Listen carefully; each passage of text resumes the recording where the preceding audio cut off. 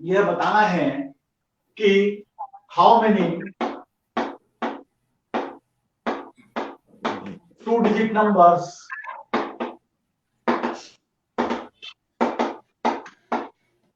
have both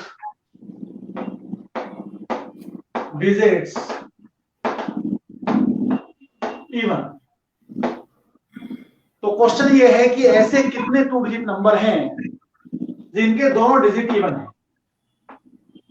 तो वैसे तो कोई छोटा बच्चा भी 6ठी-7वीं का भी अगर देर तक गिनेगा तो he or she will find that these numbers are starting from 20, then 22, then 24, then 26, then 28, but it is not 30 because in 30 3 is odd, 32 is not there, 34 is not there, and then we have 40 there, and then we have 42 there, and like that at the last we have 88. So these are total numbers, but you know that we are not interested in what the numbers are. We are interested in how many numbers are there whose both the digits are even. तो हम ये देखना चाहेंगे कि इस प्रश्न को कैसे करें। मेरा ज्यादा जोर इस बात पर नहीं होगा कि क्या हमारे रूल्स हैं, rule of addition, rule of multiplication, या क्या हमारा एनसीआर है, क्या हमारा एनपीआर है। मेरा जोर इस बात पर होगा कि एक साधारण बुद्धि से हम इस तरीके के सवालों को कैसे करें। तो जब इस सवाल को करने की बात आएगी तो सबसे पहले हमें जो विशेष कंसेप्ट समझना है उसका नाम है ट्री डायग्राम। Tree diagram. तो हम देखना चाहेंगे कि ट्री डायग्राम से कैसे हम इसे सॉल्व करें। तो उसे सॉल्व करने के लिए मैं एक ट्री डायग्राम आपके सामने बनाऊंगा इसी क्वेश्चन में। मैं किसी रूल ऑफ प्रोडक्ट या रूल ऑफ सम की बात आपके सामने नहीं कर रहा। How many 2 digits numbers have both digits even। तो आप देखें कि मेरे पास ये वाला डिजिट है, ये वाला डिजिट है, दोनों डिजिट इवन होने चाहिए। तो दोनों डिजिट इवन होने के लिए मैं क्या करूं? मैं अपनी शुरुआत इस बात से करूंगा कि ये डिजिट क्या क्या हो सकता है। जब 2 डिजिट नंबर है तो पहला डिजिट मेरा 0 नहीं हो सकता। तो ये क्या होगा? या तो 2 होगा, या 4 होगा, या 6 होगा, या 8 होगा। अब पहला डिजिट इनमें से कोई भी तय हो गया। तो जैसे मान लीजिए कि पहला डिजिट आपने 4 तय कर दिया, तो अब बाद का डिजिट क्या क्या हो सकता है? तो बाद का डिजिट 0 हो सकता है, 1 हो सकता है, 2 हो सकता है, 4 हो सकता है, 6 हो सकता है और 8 हो सकता है। जिस प्रकार से 4 के सामने 4 ब्रांच निकली हैं, ऐसे ही, या 5 ब्रांच निकली हैं, ऐसी 5 ब्रांच इसके सामने निकलेंगी। 5 ब्रांच इसके सामने निकलेंगी, 5 ब्रांच इसके सामने निकलेंगी। तो आप ये देख सकते हैं कि नंबर हमारे सामने क्या लिखे हुए हैं। 20, 22, 24, 26, 28, 40, 42, 44, 46, 48, 60, 62, 64, 66, 68, 80, 82, 84, 86, 88। तो वैसे तो हम एक एक करके गिन भी सकते हैं, लेकिन यहां मुख्य बात यह है कि पहला डिजिट आपका 4 तरीके से आ रहा है और हर एक किसी की 5-5 ब्रांच निकल रही है। तो आपको 5 5 5 5 5 + 5 + 5 + 5 5 को you have to add 4 times, and if you have to add some number 4 times, that means you have to multiply that number by 4. So the total number of numbers will be 4 into 5. क्योंकि 5 को आपको 5-4 बार add करना है, तो you have to add 5 4 times, 4 into 5. तो 20 numbers होंगे। ये हमारे सामने आता है। अब जब हम क्वेश्चन को बदल देते हैं और हम ये कहते हैं कि बोथ डिजिट्स ऑड, तो जब आप ये कहते हैं बोथ डिजिट्स ऑड, तो आपके सामने क्या बात निकल कर आएगी? आपके सामने बात ये निकल कर आएगी कि इस बार पहला डिजिट आपके पास 1 3 5 और दूसरा डिजिट 5 प्रकार से आएगा, 5 वेज होंगे और वो 5 वेज क्या होंगे, 1 3 5 7 9। तो कुल मिलाकर इससे वेज आपके पास होंगे। तो ये हम लोग ध्यान रखेंगे। अब जो देखते हैं हमारे पास इस तरीके के कितने नंबर, तो हर एक की 5-5 ब्रांचें निकलेंगी। So this time I am not writing all these branches. I am just saying that the number of such numbers is 5 into 5. That is 20. Now the question is, I am going to find how many two-digit numbers are there whose both digits are either even or odd. यानी कि ऐसे numbers की बात कर रहे हैं जिसके दोनों डिजिट या तो इवन है या ऑड है। तो इस बात को जरा हम देखना चाहेंगे। तो देखते हैं कि इस बात को हम कैसे देखते हैं। नहीं, तो इस बात को जरा हम देखते हैं कि हमारे पास दोनों किस प्रकार के आ रहे हैं। ठीक है, तो दोनों नंबर किस प्रकार के हमारे पास हैं, या तो दोनों नंबर हमारे पास इस तरीके के हैं या दोनों के दोनों डिजिट हमारे पास इस तरीके। तो या तो नंबर इस तरीके के हैं या नंबर इस तरीके के। तो टोटल नंबर्स के लिए हमें इन्हें add,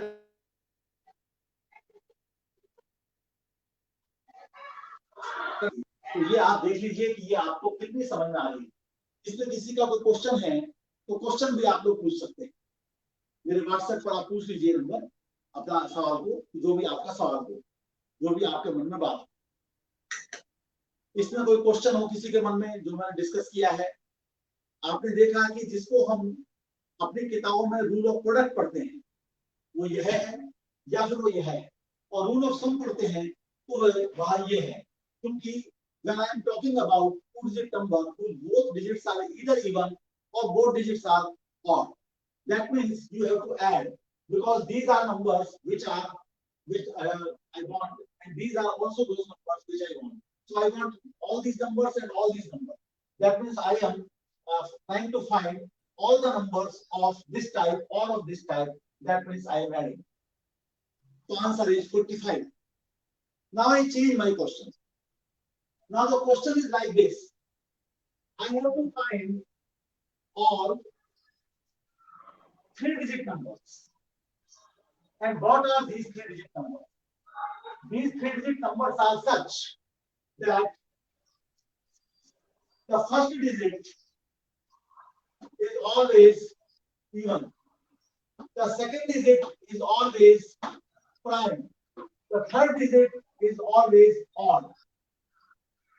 So this time I have to find number of 3-digit numbers whose 3 digits are of this type. First digit is even, second digit is prime, third digit is odd. So this time I will be having the following tree diagram. Even means the first digit is 2, 4, 6, 8. For example, the first digit is 4. Now the second digit has to be prime. So that is 2, 3, 5, 7. Suppose the first digit is 4 and the second digit is 5.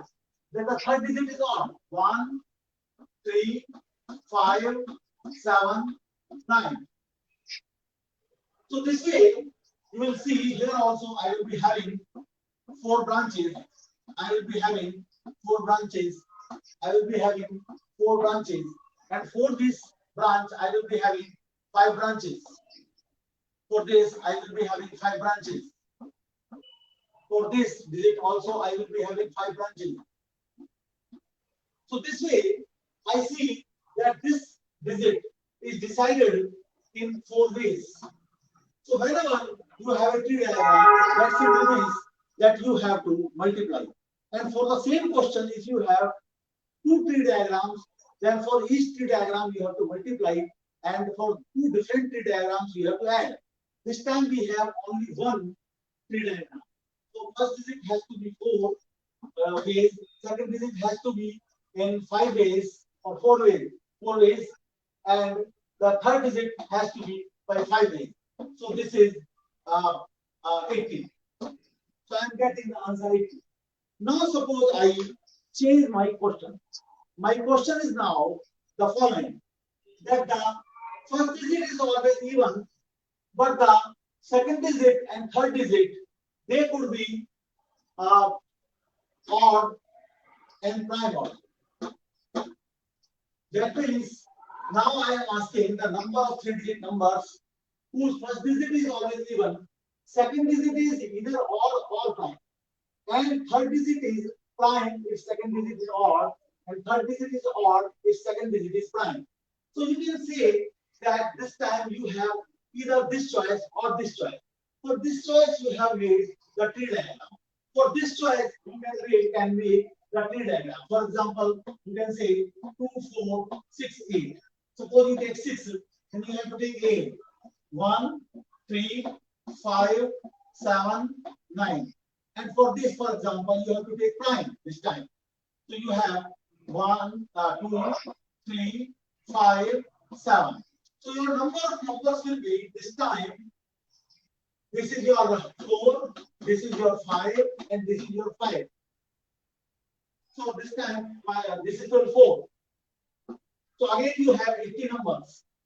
So you have the answer 80 plus 80 because you have two different diagrams and both three diagrams are useful for you. So this is 160. Now the question might be different also. Question may be like this also. That you have to find number of three-digit numbers and how these three-digit numbers are. These three-digit numbers are like the following.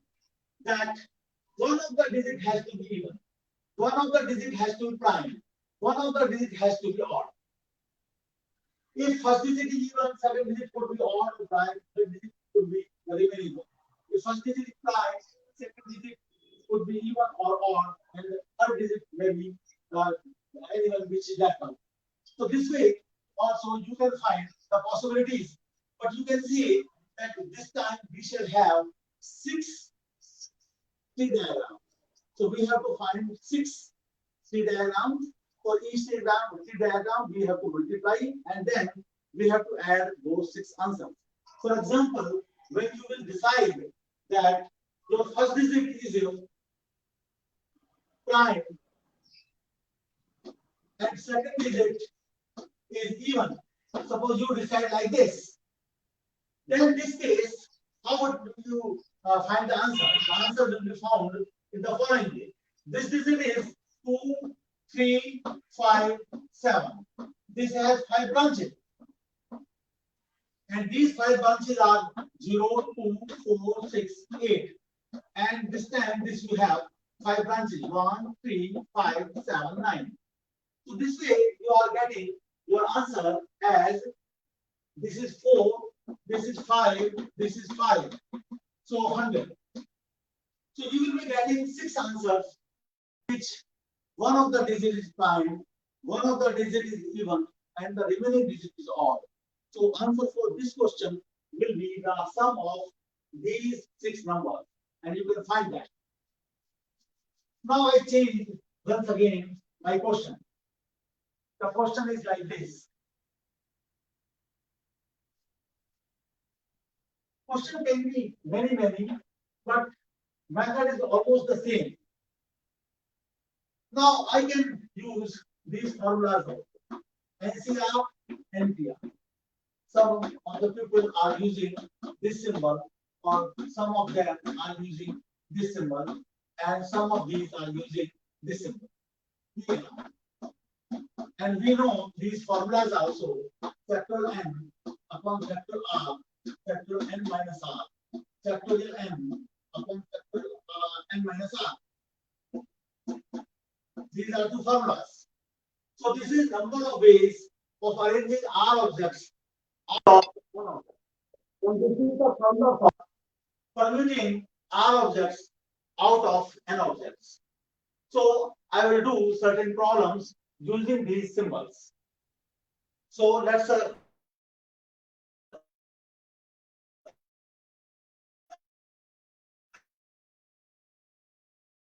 choose some question and then let us discuss.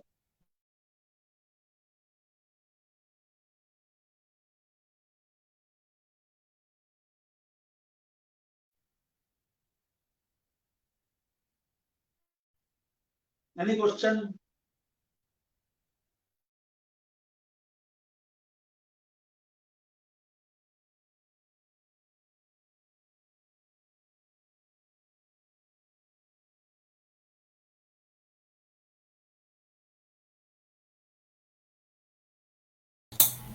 Sir अभी कोई question नहीं है, आप continue करिए।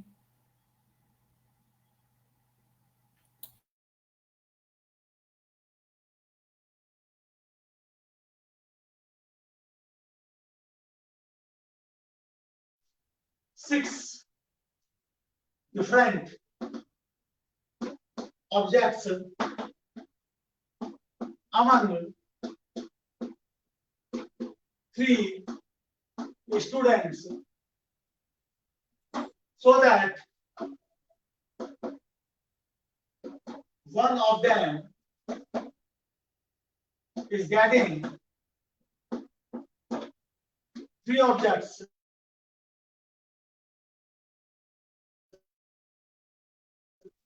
is getting two objects and the remaining one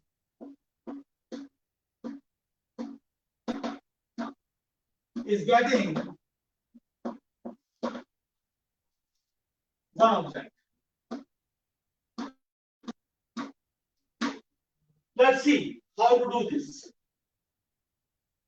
I have to find the number of ways. कितने तरीके से we can distribute 6 different objects. So suppose that those 6 different objects are these. Among 3 students, suppose the students are X, Y, Z. So that one of the student is getting 3 objects. Either this or this or this is getting 3 objects. The other student, anyone between the remaining 2, is getting 2 objects. And lastly, the last student is getting 1 object. So in how many ways we can distribute these 6 objects? First of all, I made this question somewhat easier. I say that suppose I always want that this student is getting 3 objects, this is getting 2 objects, this is getting 1. So I have to change this question a little bit easier by saying that the first one is getting 3 objects, second one Y is getting 2 objects, and Z is getting 1 object. After doing this problem, which is a little bit easier than this problem, I will come to this question and then I will answer this question. So let's see how to do this question. You see what this question is, because I am going to doing this. So we have to find the number of ways of distributing these 6 objects among the students X, Y, and Z. So let's see how to do this. So first of all, I will take 3 objects out of these 6 objects for X. So how many ways are there? These are 63 ways. 63 ways. For example, these 3 objects could be ABC, they could be ABD, or they could be say CD. Ordering is not important. I am not talking about the ordering. What the ordering is, they are ABD or ADB, that is one and the same thing. So 63 ways, C3 ways are these. These are 63 ways. So suppose I have chosen these 3 objects to give to X. Now I have to choose. So I have taken ABC. So these objects are given. Now from these 3 objects, I have to choose 2 objects to give to Y. So for example, I have taken ABC. So now I have these 3 choices for this: D or DF or EF. So I have totally this one as a 3C2 choice.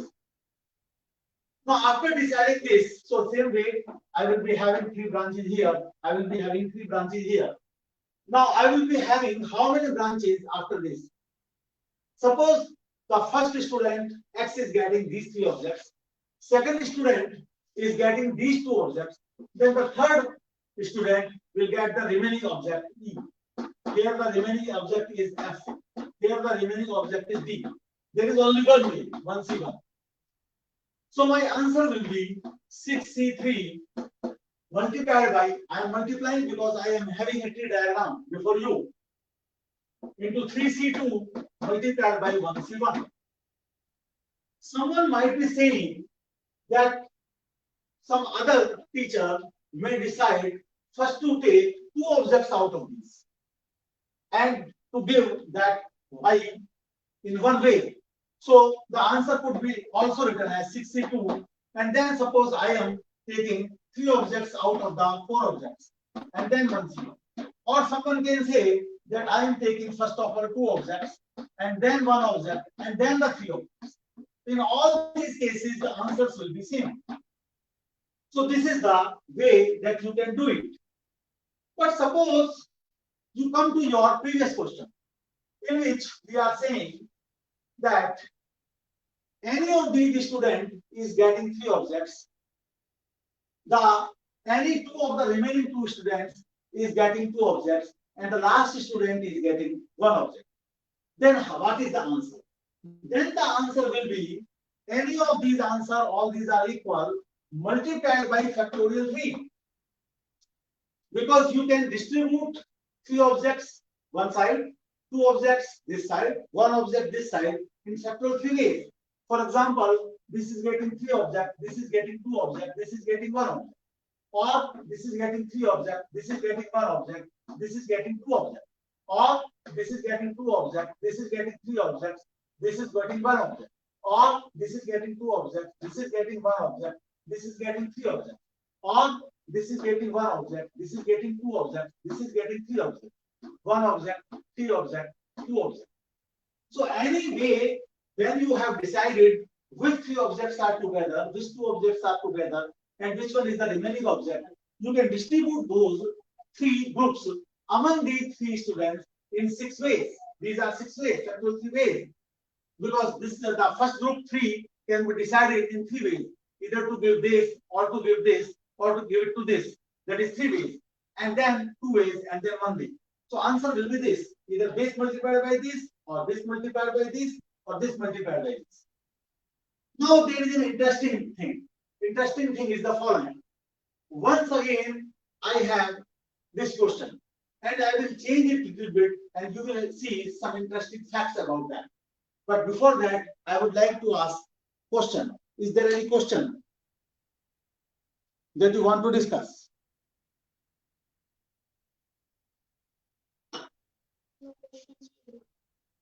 Any questions? So I am going to change the question once again a little bit. Question is like this. Once again, we have 6 different objects. And we have these 3 students. What I have to do this time is, I have to give 4 objects to one of the students, 1 object to one of the remaining 2 students, and 1 object to the last remaining object student. So in how many ways I can distribute this? So for example, I can say I am giving 4 object to this, 1 object to this, 1 object to this. But this 1 object is different than this 1 object. So this is different than this. So again, there will be 6 ways. Once I have decided that what are 4 2 objects together, what is 1 object, or what is 1 object. So that way, I am saying that once again there will be 6 ways, and I have to multiply these 6 with the answer that I am getting from here. That is, I am taking 4 objects together, 1 object together, 1 object together. And that way, there will be 6 ways. For example, 1 is here, 4 is here, 1 dash is here, etc., etc. This way. So, how many ways are there? So there is a difficulty in this case, because if you will say that the answer is this 6C4 multiplied by 2C1 multiplied by 1C1, or 6C1 multiplied by 5C4 multiplied by 1C1, answer will be wrong. And you have to see why the answer is wrong. So for that, I have to draw the tree diagram. Without looking at the tree diagram, it is difficult for anyone that what is the problem, what is the wrong thing about this. Let's see. Suppose first of all, I take 4 objects. So when I take 4 objects from these, there are many ways: A, B, C, D, A, B, B, E, dot, dot, dot, C, D, E, F. And these are total 64 ways. No problem, no question. So let's see what is happening. So let's see how to get the answer of this question. Once again, the question is, I have 6 different objects. I have to distribute these 6 different objects among each student. Names of students are X, Y, and Z. I want to give 4 objects to one of the students, 1 object to one of the remaining students, and 1 object to the remaining students. I have to see how many ways I can do this. So for this, I am deciding first of all choose 4 objects out of 6 objects. So number of ways will be 64. That will come out to be 15. These are 15. Suppose I have decided to give ABD as 4 objects to one of the students. Now I have to give the second student either C or F. Similarly, I have 2 branches here, I have 2 branches. If I have given C to this student, then F to this student third. Otherwise, C to this student. Similarly, I will be having other cases because I have A and B remaining 2 students, remaining 2 objects. So either give A to the second student or give B to the second student. If I give one student this object, one student this object, then the third student will be getting B, or here the third student is getting C, A. Similarly here, I will give a ABCD, so either give E or give F. Then the third one will be getting F, or third one will be getting E. So number of ways will be 6C4 multiplied by 2C1 multiplied by 2C. But here we have a problem. The problem is the following. For example, if you look at this, then what is happening? You have a group of these 4. What is up? You have a group of C object with you. You have the one object remaining this. But this division of objects, not distribution, division. This division of objects has been counted 2 times in this. Because you see, in this also we have these 3 groups, the same 3 groups. So we have to divide the total number by 2. So this will be the answer for dividing 6 different objects in 3 groups, such that one of the group has 2 objects. One of the group has 1 object. The remaining one has 1 object. So answer will not be 64 multiplied by 2C1 and 2C. If someone decides that first of all I will take 1 object, and then I will take 2 objects, and then I will take 1 object. Once again the problem will be here. You can see, if you draw this tree diagram, you have to divide by 2. So you can remember this thing. If 2 groups have the same number of objects, then you have to divide by 2, or you will see that it is factorial 2. I will make for more clear by taking one more example. So if you have to distribute these objects, so these 3 objects can be distributed in factorial ways. So that, for example, X is getting this, Y is getting this, Z is getting. X is getting this, Z is getting this, Y is getting this. Or Y is getting this, X is getting this, Z is getting this. This way you have factorial 3 ways. So the answer for the question will be multiplied by factorial 3.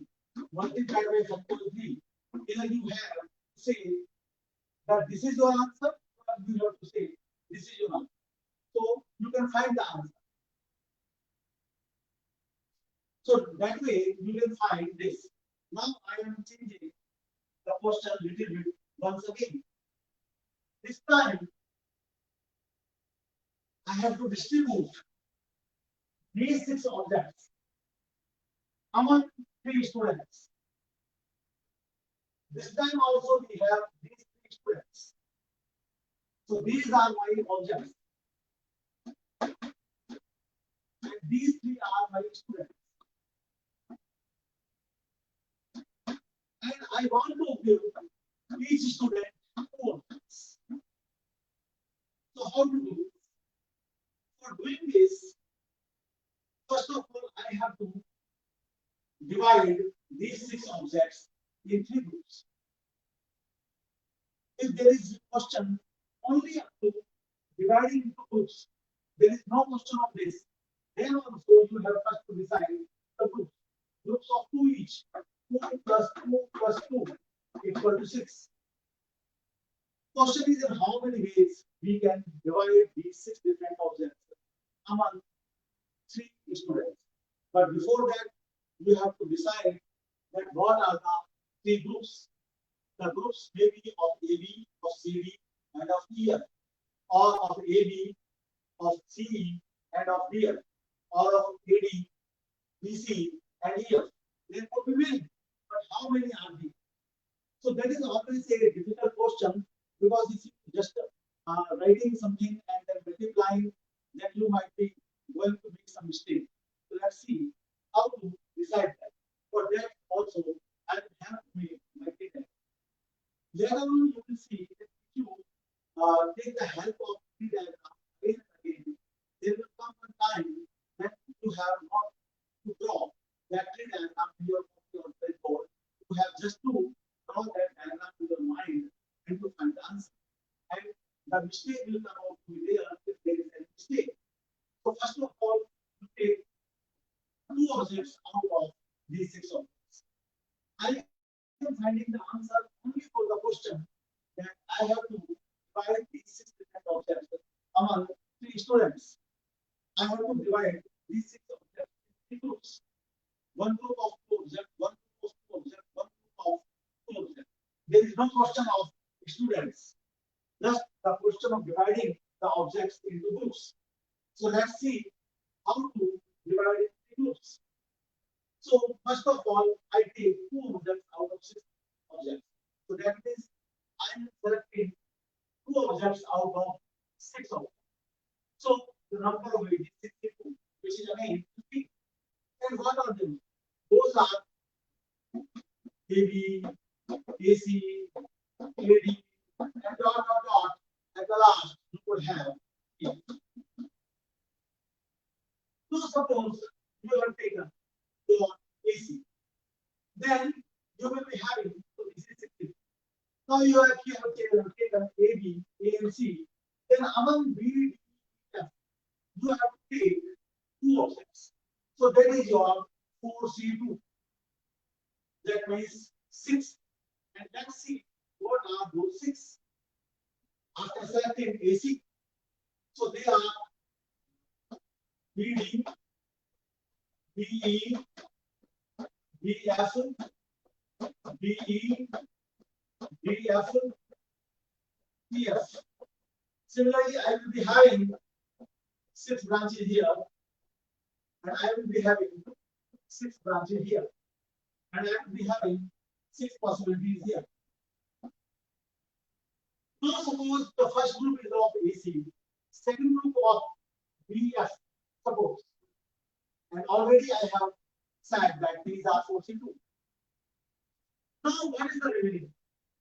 Obviously A is there, B is there, C is there, D could be in the third group and E could be in the third group.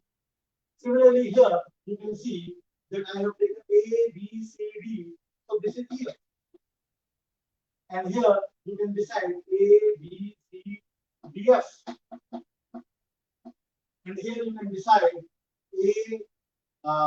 B is not there, C is there, D is there, E is there, F. And you can decide A, C, say D, F is there. So A, B is not there, C is there, D is there, E is not there. And here the third one will be A, B is there, C, D. So this way you are getting this answer. And this number is C2. So your answer will be, indeed, your answer will be 6C2 multiplied by 4C2 multiplied by 2C2. So that is 6C2 multiplied by 4C2 multiplied by 2C2. But this is not the answer. What is the problem with the answer? Answer is the following. For example, you are taking this particular one. This one, this one, this one. So what is this? If I write this, then this is the following. AC is the first group. BF is the second group. And you have D as the third. Now think about these three groups. You will see that these three groups has been counted so many times. Because when you are taking 2 of them out of 6 of them. So sometimes you will be choosing BF also. So first place would be BF also. And second place could be AC or DF. And the third place could be any of the remaining one. Or at the first time, when you are choosing 2 of them out of 6 of them, you might be getting DF. So you might be having DF here. That's the time DF will be here. And when DF will be there, certainly one of branch among many branches, or when these branches 1, 2, 3, 4, 5, 6, you will be having DF with AC. And with AC, you will be having the remaining one as DF. This is your DE. This is your DE. This is your DE. So you will be having DE. And then you will be having AC. And then you will be having DP. The problem is there. A is here, B is here, C is here, D is here, E is here, so F. So the same district division of groups is here also. So can you see that among this answer, how many times this distribution has been counted? So you will see that this distribution has been counted factorial 3 times. So each distribution will be counted factorial 3 times. That is 6 times. So you have to divide by 6. That is, you have to divide by factorial. Because 6 is coming because of rearrangement of these 3 groups, which is 3.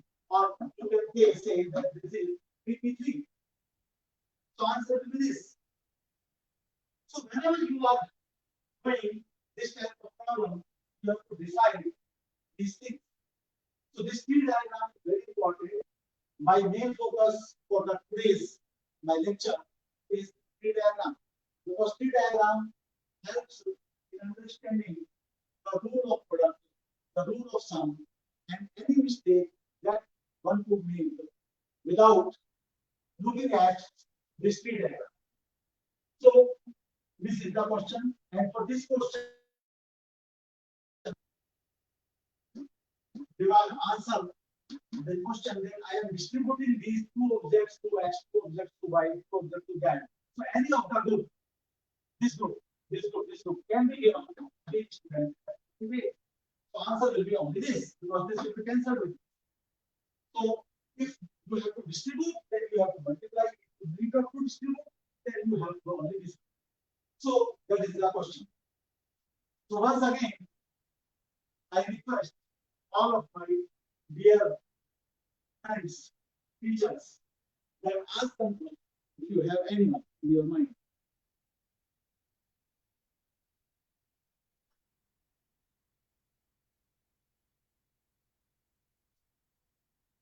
If there is no question, then I come to some other questions. There is one more thing that I am going to discuss with you.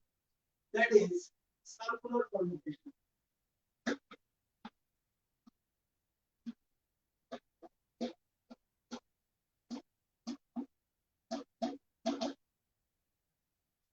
What is circular permutation? This time I have to arrange a given set of different objects in a circle. For example, I have 6 of my graphs. Those I want to arrange around a round table. In how many ways can I decide? The thing is that if this is my round table and these are the chairs, 2, 3, 4, 5, 6. The new arrangement means at least one of my guests, A, B, C, D, E, F, will say that he has changed one of his neighbors or he has just interchanged his neighbors. That means I have a new arrangement.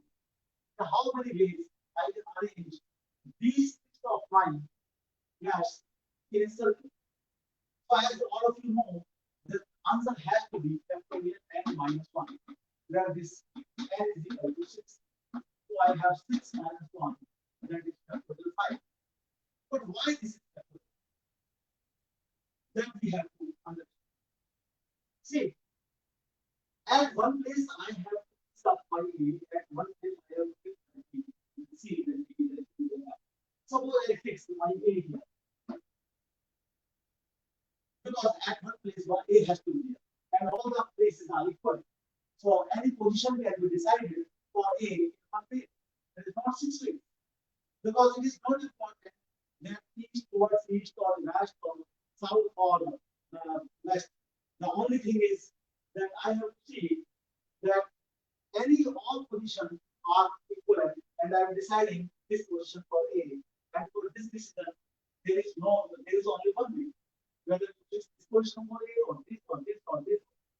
Now, the remaining 5 can be seated with respect to this A in factorial 5 ways. Suppose I have B here, C here, D here, E here, and F here. Suppose someone decides like this, that A is here, B is here, C is here, D is here, E is here, F is here. Then this is new.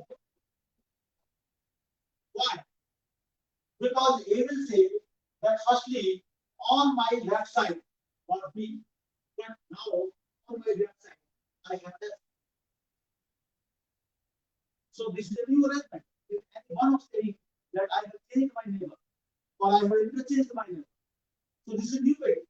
Or we can say that this is ABCD here, this is also ABCD here. But this is clockwise, this is anti-clockwise, and that has changed my way of sitting on these chairs around a round table. So answer will be factorial 5. So that one has to see why it is factorial. Because A has to be somewhere. Because for example, I fix the position for C here. Then also I have to decide the remaining 5 along this circle in factorial 5 ways. So always they are factorial 9. That means for n person this is factorial 9. So now I make certain changes in the question, and then I develop. So what is the change that I am going to make? Let us see in this. In how many ways?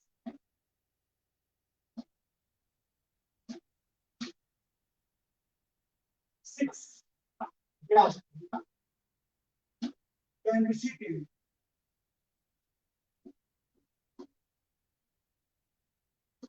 around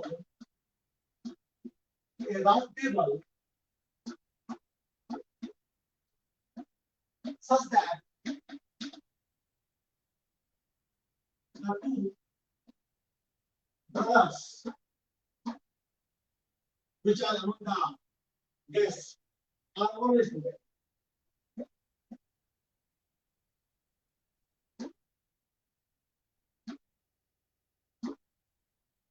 Let us have a look at this. Once again, I have 6 guests, and those guests are A, B, C, D, E, of which A and B are brothers. And they have decided to sit on the adjacent chair. So, in how many ways I can make the arrangement of these 6 objects around this round table? So, the answer goes like this. The method of solving this problem goes like this. And that method is that I combine these 2 guests. So, this is 1 guest. And I can decide the position of these 5 guests in factorial 5 minus 1 ways, that means factorial 4 ways.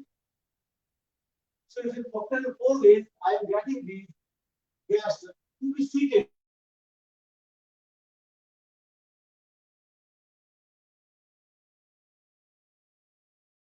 A, B. So this A, B can be decided in 2 ways. A, B or B. So that means this arrangement and this arrangement, C, B, D, F, D, A. However, both of these arrangements have the same arrangement for these 5 objects. C, D, E, F, and 2 brothers together. C, D, E, F, and these 2 brothers together. But after deciding the position of these 5 guests, these 2 brothers can interchange their seats in exactly factorial 2 ways. So I have to multiply this by factorial 2. So that will give me 24 into 2, that is 48. So that way I will have answer 48. Once again, I change my question a little bit. The question is like this. This time I will take some more small change. Let's see what that small change is. That small change is like this. In how many ways 6 guests can be seated around the time table such that there is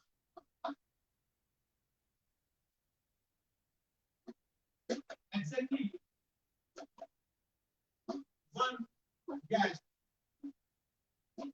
between the 2 brothers AB. Look at the question. What the question is?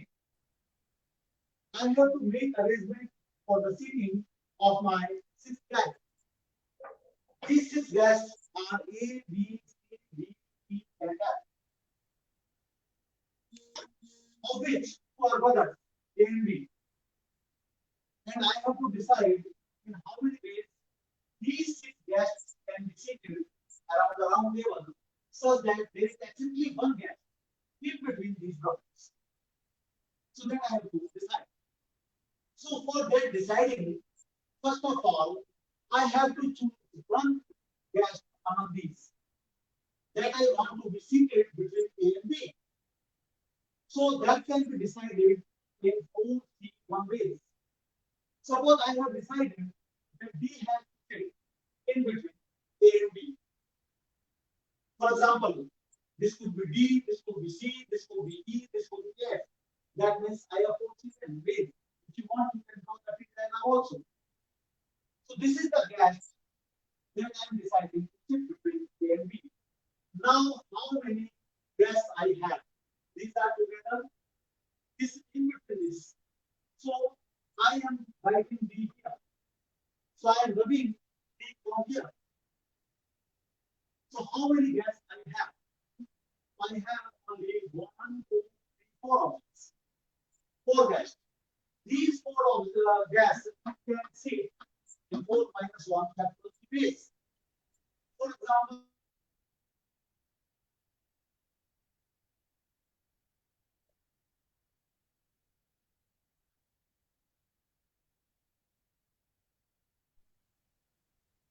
now I can also draw the same picture.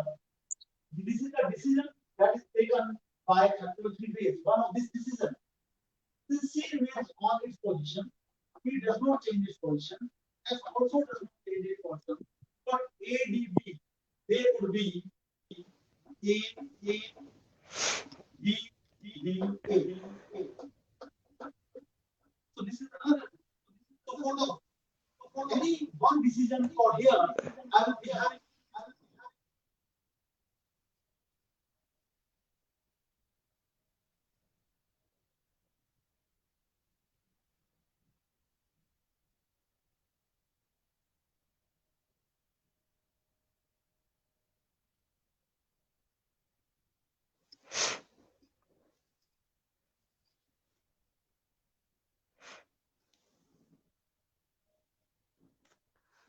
और ये तो गड़बड़ हो गई है ना।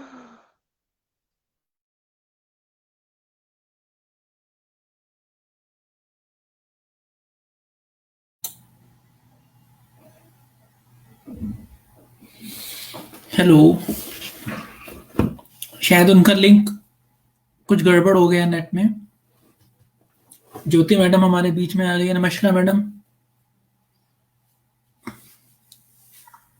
नमस्ते ma'am. Satish हर भी आ गए हैं। नमस्कार सतीश हर। नमस्कार सर। नमस्कार मैम। मधुसूदन हर का शायद नेट चला गया है वो बीच में। बहुत अच्छा एक्सप्लेन कर रहे थे सर, शायद थोड़ी कुछ दिक्कत है। बहुत ही नाइस वे में एक्सप्लेन, अच्छा लग रहा था। उन्होंने बहुत कम टाइम में काफी कवर कर लिया। बहुत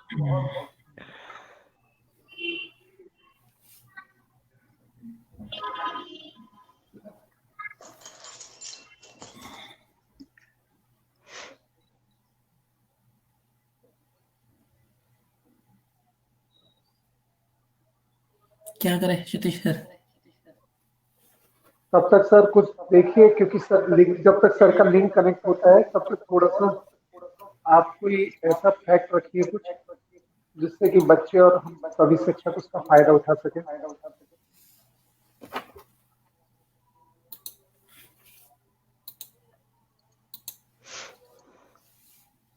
है चलो मैं आपके साथ एक गेम खेल लेता हूँ, है ना। बाकी जो लोग देख रहे हैं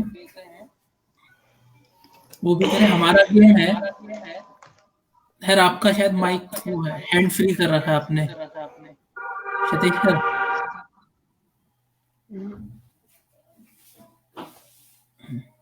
है ना। मेरा गेम ये है, मेरे पास डाई है 4 अलग अलग तरह के।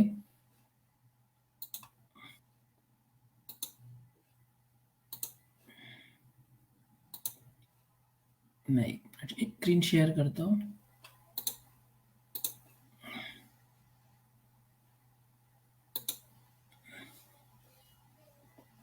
विजिबल हो रहा है? यस सर, विजिबल है ना। मेरे पास जो डाई है,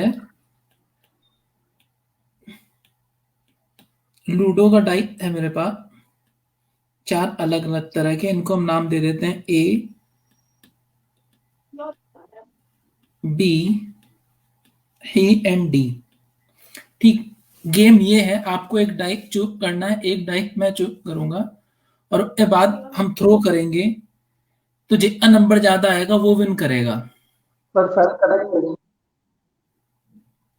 ठीक। लेकिन प्रॉब्लम यहाँ है, डाई का नंबर इक्वली डिस्ट्रीब्यूट नहीं है, अलग अलग है। देखिए डाई के ऊपर 8 जो डाई। हेलो, मधुसूदन जी शायद ज्वाइन हो गए हमारे बीच में। मधुसूदन ज्वाइन हो जी गए हैं। ज्वाइन कर लिए। I will just take 5 minutes more. तो मैं क्वेश्चन ये कंप्लीट करके उनको दे देता हूँ।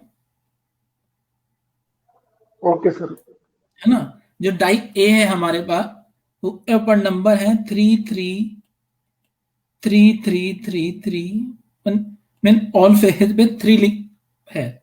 जो डाई डी है उसके ऊपर है 0 0 4 4 4 4 और जो डाई ही है उसके ऊपर मार्क है 1 1 1 5 5 एंड 5 और जो डाई डी है उसके ऊपर मार्क है 2 2 2 2 है एंड है ना। मेन चीज ये नंबर जो नंबर ऑफ डाई इंपॉर्टेंट है।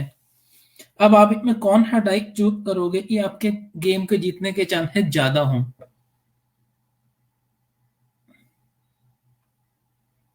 है ना, आप डाई के नंबर नोट कर लो, जब बाद में हम टाइम मिलेगा हम आगे डिस्कशन करेंगे। इसमें आप कोई भी डाई लो, मैं गारंटी ले रहा हूं आप हार जाओगे। Sir what is the condition for winning the game? है ना, एक बार थ्रो करेंगे हम, केवल एक बार डाई थ्रो करेंगे, जो भी नंबर आएगा हमारा वो हम कंसीडर करेंगे। मान लेते हैं आपने ए डाई थ्रो चूज किया तो आपका 3 आया, ओके सर, है ना। मैंने अगर बी किया तो मेरा 0 या 4 आएगा, तो अगर 4 आता है तो मैं जीत गया, 0 आया तो मैं गेम हार गया। अब प्रॉब्लम ये है कि एक आपको डाई जो करना है, फिर मैं डाई जो करूंगा, तो फिर हम प्रोबेबिलिटी निकाल लेंगे कि जीतने के चांसेस ज्यादा है। और ये मेरी गारंटी, आप कोई भी डाई जो करो, मैं दूसरा डाई लूंगा और गेम मैं जीतूंगा एज पर प्रोबेबिलिटी। ठीक, हम करते हुए मधुसूदन सर को हैंड ओवर कर देते हैं। हाँ जी sir, Madhusudan sir. So I am finishing within 5 minutes.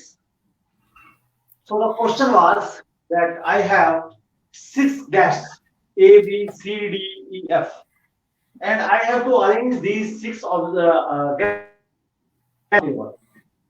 Among these 6 guests, there are 2 brothers A and B.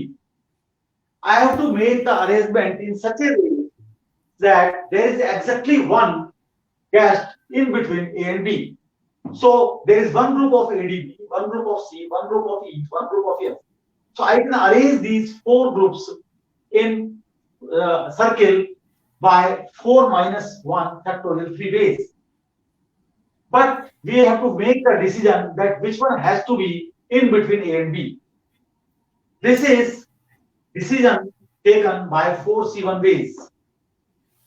So first of all, I make a decision that which one among C, D, E, F will be in between A and B. Suppose that is D, which can be decided in 4 C1 way.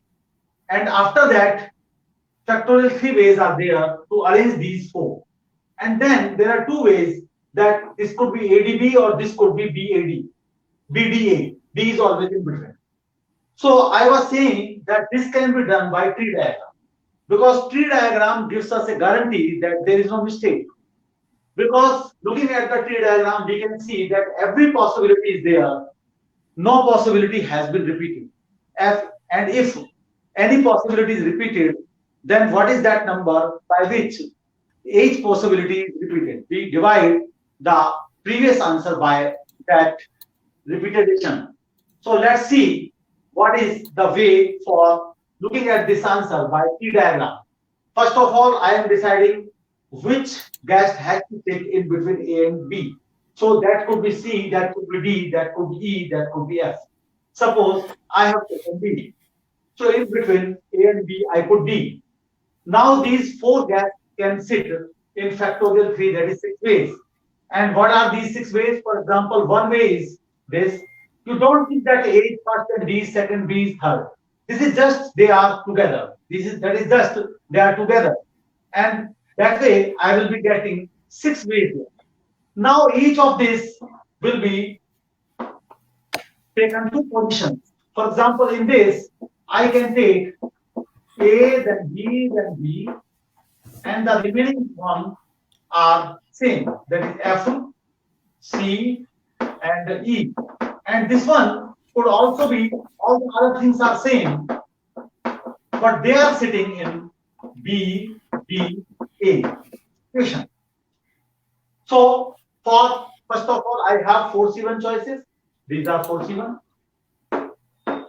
Then I have factorial 3 ways to decide that which guest has to sit where and these ADB are together. So that is factorial 3 ways, that is 6 ways. And then I have to decide after this decision that in which arrangement ADB has to sit.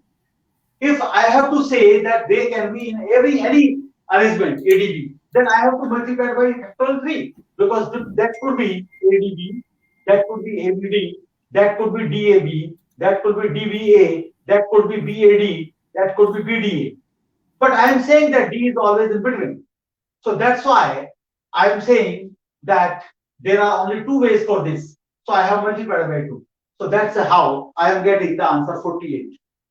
So I am finishing. Before that, once again, I request you, if you have any question in your mind that I have discussed, you can ask me. Any questions?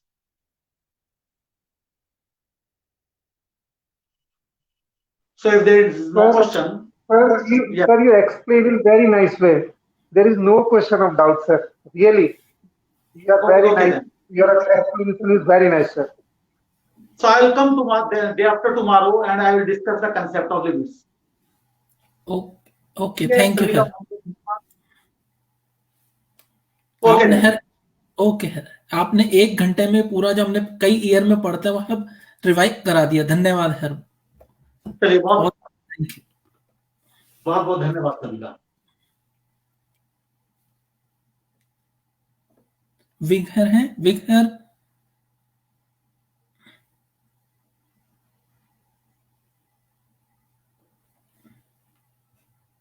Hello, अब मैं ज्योति madam को invite करूंगा. ज्योति madam principal हैं केवीएफ में. इनके साथ मैंने काम किया हुआ है as a PGT. Madam math के साथ कहते हैं जनरली मैथ और लैंग्वेज का कोई कॉम्बिनेशन नहीं है, लेकिन मैडम मैथ में भी उतनी ही अच्छी हैं. मैडम पोएम तक लिखती हैं, पोएम बोलना, और इनके अखबार वगैरह में आर्टिकल आते रहते हैं. आज मैडम हमें एनईपी और मैथ को रिलेट करेंगी. Welcome madam one again. Thank you. Honorable guests that I can see on screen, Shri Rajiv Kumar Sharma ji, Shri Satish Kumar, Shri Anand Prakash, CEO, Farm for Full Potential, Madhusudan sir, I could see Manish sir also, and other all guests who are watching this program or who are contributing to this program. Today I am going, first of all, am I audible? Okay, so today I am going to take up provisions. What are the provisions of mathematics as per National Policy of Education 2020? When you read the document, in part 1, that is school education of National Education Policy, the part 1 talks about foundational literacy and numeracy as urgent and necessary prerequisite to learning. So it talks about foundational literacy and numeracy. It is something that was called 3 R's before, and when we were doing B.Ed courses, we had learnt about 3 R's that must be ensured in primary classes, that is reading, writing and arithmetic. So the chapter says that the ability to read and write and perform basic operations with numbers is a foundation an indispensable prerequisite for all future schooling and lifelong learning. But as per data, and this is very alarming, as per data, a large population of students currently in primary school, estimated to be over 5 crore in number, have not attained foundational literacy and numeracy yet. So, the data says up to 5 crore of students of primary classes in our country have not attained these 3 R's of primary schooling, that is reading, writing and arithmetic. So now, as per National Policy of Education document, what are the steps that government is going? First, let me talk about the steps that government is going to take, and then we will come to the classrooms and see that what can be done in classrooms after government takes this step or even before government takes this step. So what government is planning is, and as per National Policy of Education document, is a national mission on foundational literacy and numeracy will be set up by Ministry of Human Resource Development, MHRD, on priority, and target will be to achieve this 100% foundational literacy and numeracy up to 2025. So we have 5 years in hand to achieve this. Now, what are the steps that are proposed to be taken by government? The first step is filling of teachers' vacancies. Very important step. And under this, government also proposes to fill up the vacancies by local teachers, so that there is no leaving job and going or other kind of problems. By recruiting teachers, government wants to improve the student teacher ratio. We have been listening about an ideal student teacher ratio that is 25:1 or 30:1, and at maximum 40:1. But we see that in our classrooms this is not the reality. So these steps will be taken, teachers will be recruited, and student teacher ratio will be improved. Then robust system of continuous formative and adaptive system for evaluation or assessment will be introduced. Then enjoyable and inspirational books. Enjoyable and inspirational books will be given more priority, and technology aided also, if the books are there, that also has been taken under this topic, under this head, that enjoyable and inspirational books and technology assisted if possible. Then government talks about physical, mental well-being of students. This includes midday meal and hiring counselors, so that children are physically and mentally healthy. Only physically and mentally healthy students will be able to attain this competency, because if health is not good, then it cannot be done. Now let us come back to classrooms. I want to say, after all these steps, or for that matter, before government takes these steps, what are the steps that can be taken in classrooms at school levels to achieve this target for us as teachers? So what do we find in classrooms? The present real status is, we find that in classrooms there is a broad impression about mathematics among a significant proportion of general public, that this discipline is mainly concerned with A, convoluted calculations with numbers, B, meaningless manipulations of symbols, C, confounding complications of propositions. Generally, this is the opinion in public, in students, that mathematics is difficult. And you can see many memes nowadays that, dear mathematics, please solve all your problems. Don't give us to solve your problems, like that. It is also not uncommon to come across people who believe that all needs to be proved in mathematics has already been proved. So when we say, suppose biotechnology, we find a lot of scope for research. Yes, you can make vaccines, COVID is going on, and there is a lot of scope, chemistry, physics, everywhere. But when it comes to mathematics, what generally we feel that whatever has to be proved has been proven. So there is no much scope of research in mathematics. Now, why is this? This is perhaps due to teaching mathematics in the way once Hindi was taught, superficially, to people who did not know Hindi and who knew only English. So how they were teaching it? They were teaching it by, they were learning English sentences similar to Hindi sentences without even knowing meaning of the sentence. For example, if they want to remember, open the door. So for that, in Hindi we say, darwaza khol de. So they will learn it as, in English, they will learn it as, there was a cold day. So how it sounds? There was a cold day. There was a cold day. So, needless to say that such shallow translation may open the doors of houses, but such teaching methods are unlikely to open the doors of mind to understand mathematics, because mathematics cannot be learned in rote methods and in routine methods. So now, to achieve foundational numeracy at primary stage, what should be fundamental inclusion in the present curriculum according to me? First and the foremost thing, I will come to the things that we are already doing and which should be continued. The first is tables and algorithms. They are already there in our curriculum and they should continue. Now you will say, what are the algorithms? What algorithms are there in primary section? Tables are there. And why tables?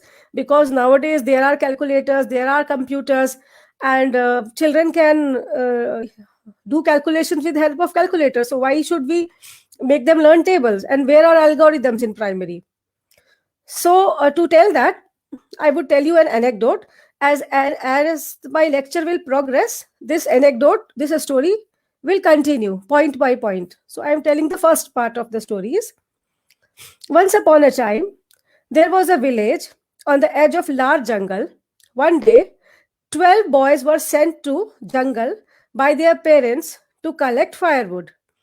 The boys were instructed by their parents not to wander around heedlessly in the forest, that after each of them had collected the wood, they should meet at a previously identified spot, count themselves before returning to the village. Now, when they counted each other, they forgot to count oneself.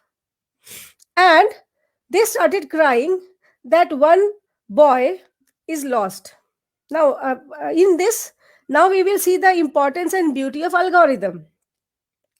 So they reached to conclusion that one of them is missing. Fortunately, they met Acharya, who solved their problem. He called the youngest boy with the bundle to himself, and he told all the boys to keep their bundles on the ground.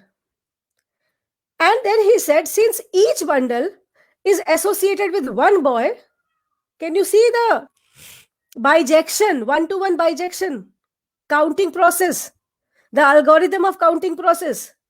Since each bundle is associated with one boy, so the number of bundles would correspond to the number of boys.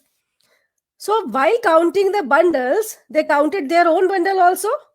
So there were 11 bundles. And he pointed to the youngest boy and said, see, the 12th one. All the boys were happy, as if, they started crying because their problem is solved with tears of happiness.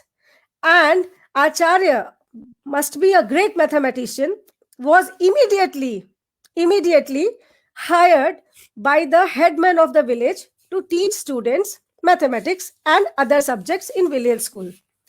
Now, what did Acharya taught them? I want to tell this story to tell you the origin of tables. So what Acharya taught them?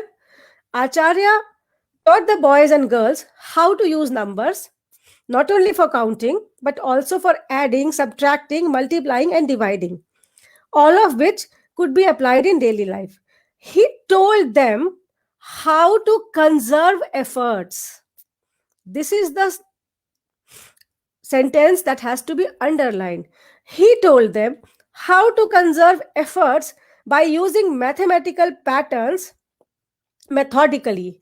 He made them construct a table of squares so that one did not have to repeat calculating a square.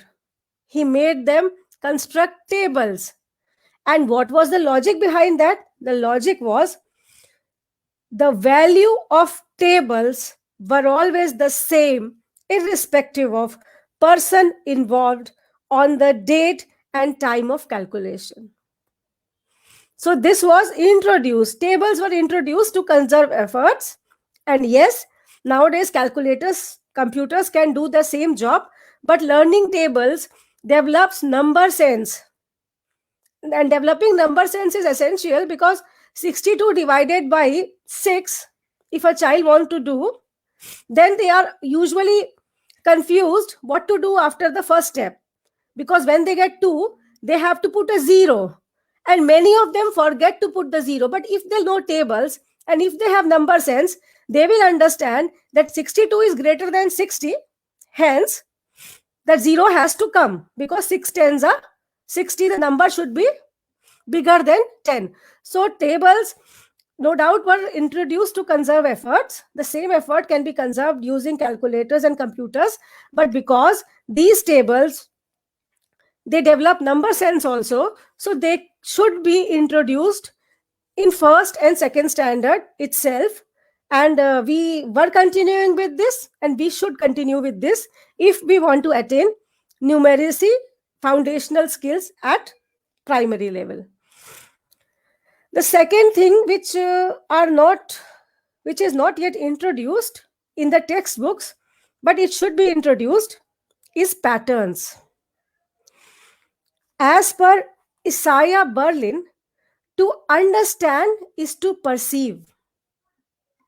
So according to cognitive science, pattern recognition and parsimonious mental action are among the fundamental features of thinking process. These involve perception and problem solving. And why patterns are important?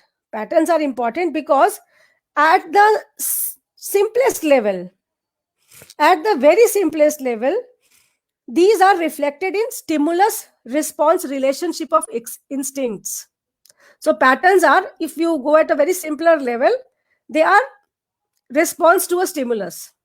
You can say that.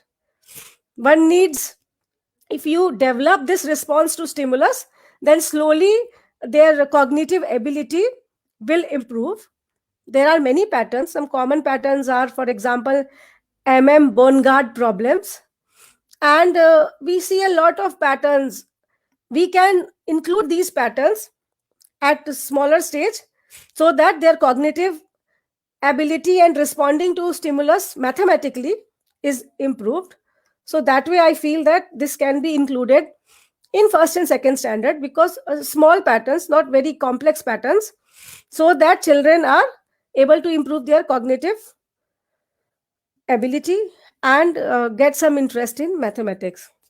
The third thing is sets. Though set is a very higher topic, and it is, I think, taught in 11th standard nowadays. And when I was student, it was taught in 9th class. But Venn diagrams can be introduced in primary without talking about the theory.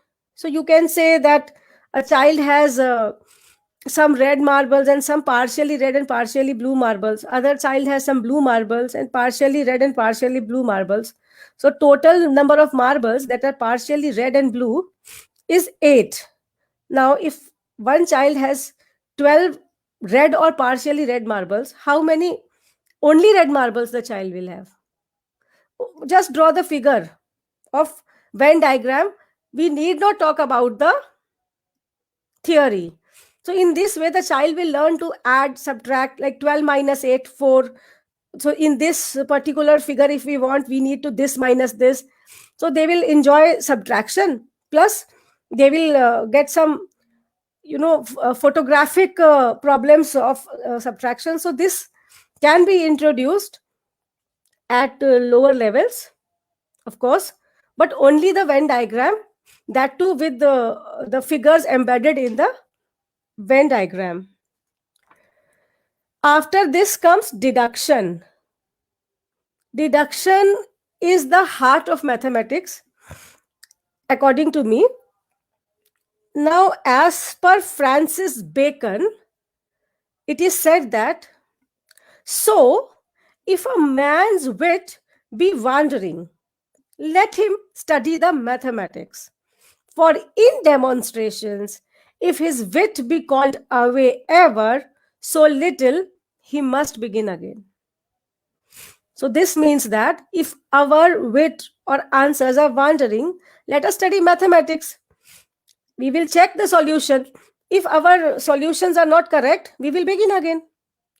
So a very diluted form of deduction can be verification. Halaki, they are very different concepts, but we should teach children in primary how to subtract, how to add, and how to check backwards whether their additions and subtractions are correct, so that they will come to know whether what they have done is right or wrong. Now, fifth point is Vedic mathematics.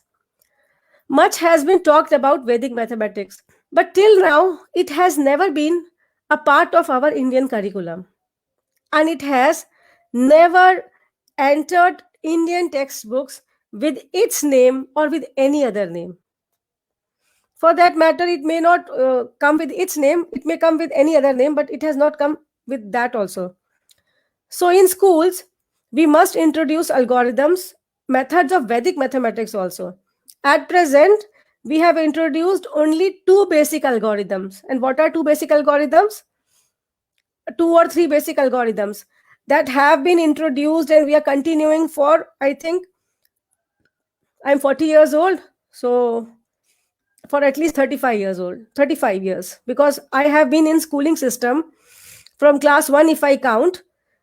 We have very few algorithms that we teach students. One is counting, multiplication, division. Only these algorithms we are teaching. We are not teaching any other algorithm. For example, we teach them arithmetic progression in class 10th, isn't it? But if we teach them patterns in class 1, will they be able to understand that tables are also arithmetic progression with A is equal to D? So if we teach them different patterns in small classes, then they will be able to learn that there are many more algorithms, not only these algorithms. How counting is algorithm? I will explain that. See, counting is an algorithm. If we go like this, suppose A is a non-empty set. If A is empty set, then no need to count. The number of elements is A is 0. Suppose A is a non-empty set, then A1 can be assigned to 1. Then our next set that we will construct will be capital A1. Suppose an element is small a1. The small a1 of that set A, the element small a1 is associated with 1. Now we construct another set, capital A1, that is equal to capital A, the original set, minus small a1. So A1 is associated to 1. Then what we got, the first construction, M1, that which contains a subset, that is A1 comma 1. Okay. Then we got set A2. A2, the first element of A2 associated with 2. And then construct the another set, capital A2, which will contain original set A minus A1, A2. And we got another set M2, which has A1 is associated to 1 and A2 is associated to 2. And in this way we can proceed, and then we can find out the number of elements in a set. Suppose we stop at 4, then the cardinality is 4. So it is basically an algorithm. We teach it in primary class without knowing that it is an algorithm. Then why only these 4 or 5 algorithms? Why not other algorithms? Why not other methods that can be adapted to primary classes? We can borrow it from Vedic mathematics or any other mathematics. Why we are sticking on to just these basic algorithms? That has to be, if we want different curriculum, then we have to think about this. After this comes the process of standardization. What is standardization? If you see NCERT textbooks, they talk about standardization. Means they talk about developing skills that leads to understanding of standardization in primary children. There are two types of mathematicians in our country, two types of parents, two types of educationists. One educationist emphasizes upon algorithms, methods, and they are bound upon to teach more and more methods at lower and lower classes without even thinking whether all the children are able to do it or not. There is other type of mathematicians who are not emphasizing on methods, algorithms, but who are emphasizing on understanding. So who is right and who is wrong? So is it right to go on diluting the syllabus of mathematics, go on deleting more and more algorithms, so that many and many children are included inside the classroom and there are no dropouts, and you reduce the syllabus and you got 100% numeracy? Even the one who was able to learn higher algorithms, he has learned only 4 or 5, but he cannot learn more than that, because we need to achieve a basic foundation numeracy, and we need 100% target in that. So we will teach only 5 algorithms or only one algorithm, and everybody will know it. Then we will get 100% numeracy, and we can say in the world that yes, in India 100% primary students are able to subtract, add. But what about those children who are able to do complex algorithms, and why we should think that everybody will not be able to do it? So we need to find a balance between the two. Algorithms must be there and concepts must be there. So standardization, see why we need concepts also, why we need understanding also. And you must be knowing the famous anecdote. Everybody knows that there were 4 disciples, and one knew how to put flesh, other knew how to put bones, and other knew how to put life. But the 4th one knew that when to put the life and when not, because they did all of this for one tiger, and the tiger ate them. So why if we go on teaching algorithms and we do not connect it with the real life, then also we can say कि हम इतने बड़े विद्वान हैं कि घोड़े शब्द के हमें 100 मतलब आते हैं, लेकिन जब भी हम बाजार में घोड़ा खरीदने जाते हैं, हम घोड़े की जगह गधा खरीद के लाते हैं. What is the use? What is the use of learning so many algorithms when the child is not able to even visualize that how long is 1 meter? So if you see NCERT books, it gives a lot of scope for children to go into the practical details if we teach the books the way they are designed. So I am coming to standardization. So let us go back to that story where 12 boys were lost and they met an Acharya. And then what Acharya did? He found the 12th boy and he was hired, and he taught them mathematics, and he also taught them tables and everything. Everything is going on fine in that village. But one day, there was panic in village. This was occasioned by sightings of human prints twice as normal the adult size on the banks of river flowing past the village. So assembly of elders were called. Several men thought it is work of a devil. But Acharya analyzed it otherwise. So how did he analyze? First point that he analyzed was each pair of left and right footprint appeared identical. So he concluded that it was of one individual only. Now, what is the second point? Second point is size was twice as big as an adult. The size of footprint was twice as big as an adult. That shows that this footstep must be of any devil or demon. But the depth was very shallow, and it clearly indicated the weight of a person, but it was less than that of an adult. Actually, half of an adult. Hence, it was concluded that it is a prank made by some child who has put footprint of an elder or twice footprint of an elder, who has attached it to his shoes and walked around to frighten people. Upon asking, it was found out that one of the villagers said, yes, my son had taken my footprint few days back. So this is standardization. The size, but the weight, is it compatible?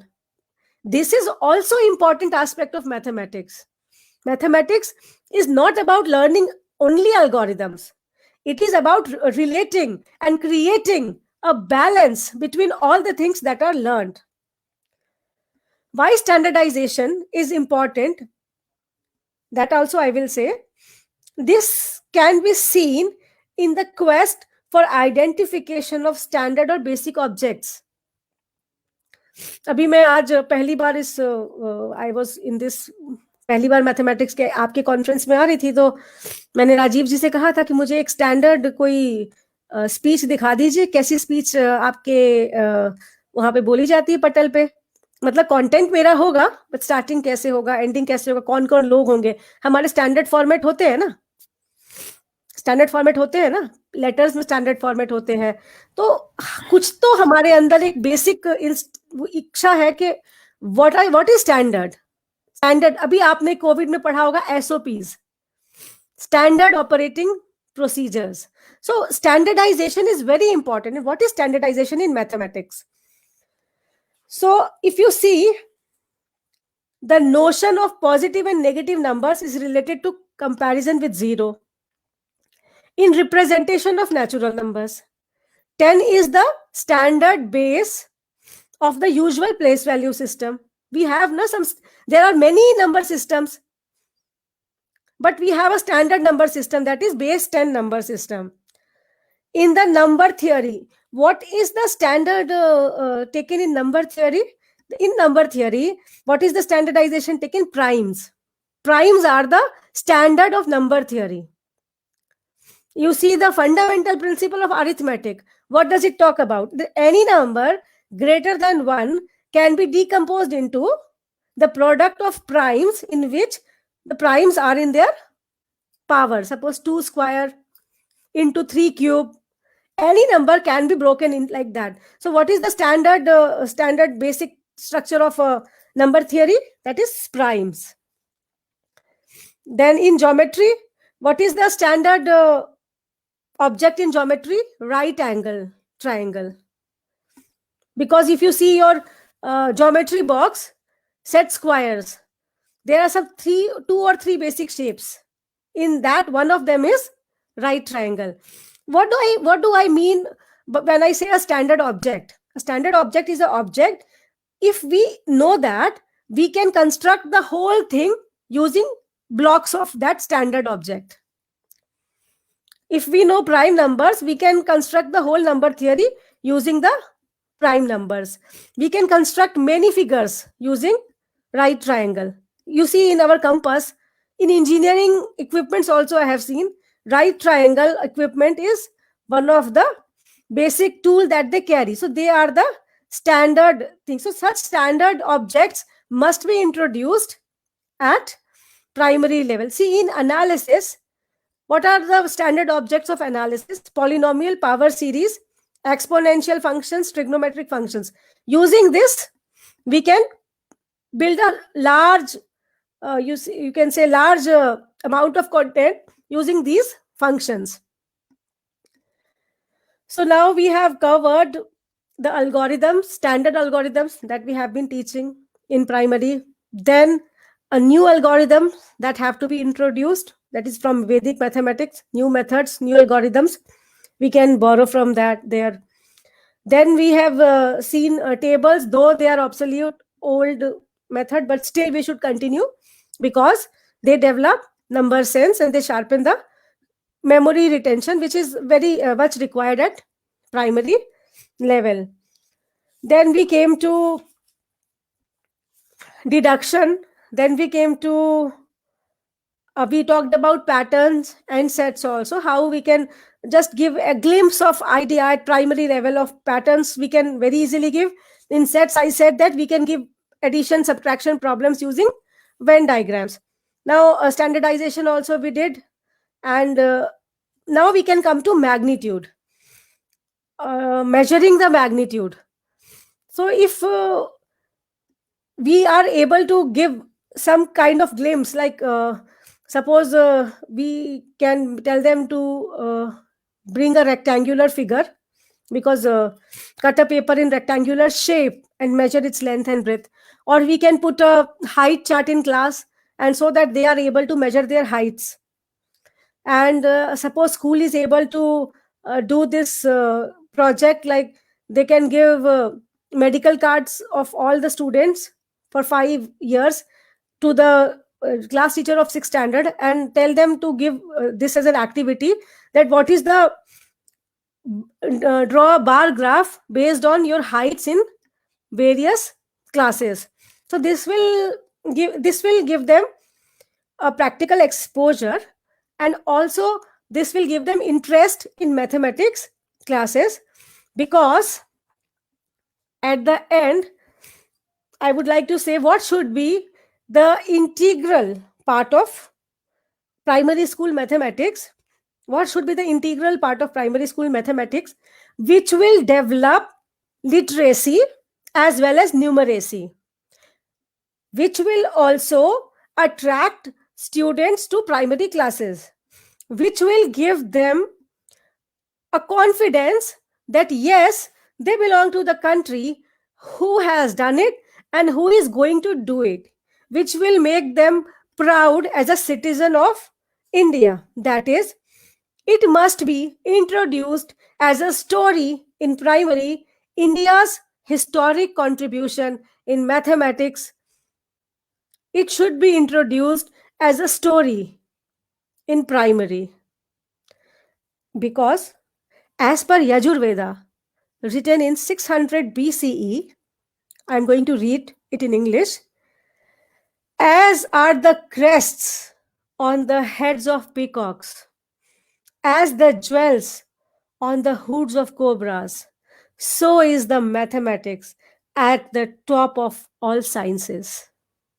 So this should be the integral part of our education system, which will make us confident that yes, we Indians have done it and we are going to do wonders in the field of mathematics in the coming years. These stories will enhance their literacy skills also, and it will give them confidence and sense of pride, and give them interest in mathematics, and it will also enhance their mathematical skills. So thank you. With this I end my speech. Thank you all the guests for listening to me. Thank you ma'am, बहुत बढ़िया, आपने पूरा math में हमारे दिमाग खोल दिए हैं। पैटर्न टेबल है, डिडक्शन, वैदिक मैथ, इंडाइजेशन, आपने वो भी दरवाजा खोल दे, देर वाह कूल डे, आज कूल डे भी और आपने दरवाजे भी खोल दिए हैं, दोनों चीज ना। नहीं, मुझे एक याद आ रहा है, एक बार एक इंडियन इंग्लैंड में था, एक्सीडेंट हो गया और जब वो घायल हुआ, एम्बुलेंस में उसको डाला, वो चिल्ला रहा है हरिओम हरिओम हरिओम। तो जो डॉक्टर वगैरह थे जो एम्बुलेंस में ले जा रहे थे, वो घर ले गए। तो घर वालों ने पूछा कि आप वो घर क्यों ले आए, आपको हॉस्पिटल ले जाना चाहिए। नहीं नहीं, ये दे आर हेइंग हरिओम हरिओम हरिओम। हरिओम को एक्चुअल में Hari home